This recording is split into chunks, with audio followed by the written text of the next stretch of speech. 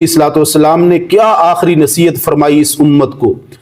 अस्सलात अस्सलातु अस्सलातु वमा मलकत ऐमानुकुम। ऐ मेरी उम्मत नमाज, ऐ मेरी उम्मत नमाज, नमाज का ख्याल रखना।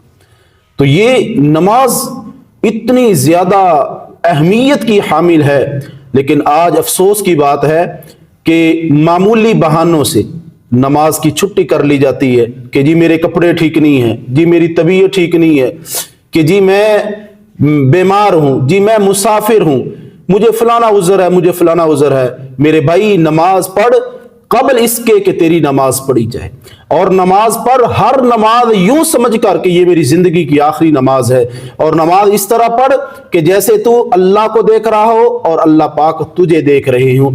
तो नमाज इतना मकबूल अमल है कि जो बंदा नमाज पढ़ता है तो अल्लाह पाक बड़ी मोहब्बत ऐसे नमाजी से फरमाते हैं।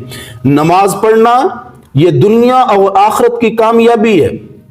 नमाज पढ़ने से अल्लाह राजी होते हैं, नमाज पढ़ने से हजूर अलैहिस्सलातु वस्सलाम की रजा और शफात मिलती है, नमाज पढ़ने से खात्मा बिल ईमान होता है, और नमाज पढ़ने से दिली सुकून पैदा होता है। नमाज पढ़ने से घरों के अंदर, सेहतों के अंदर, तंदुरुस्ती के अंदर बरकत पैदा होती है, और नमाज की अदायगी करने से अल्लाह तंदुरुस्ती के अंदर और रोजी के अंदर बरकत अता फरमाते हैं। हाँ, जो बंदा नमाज नहीं पढ़ता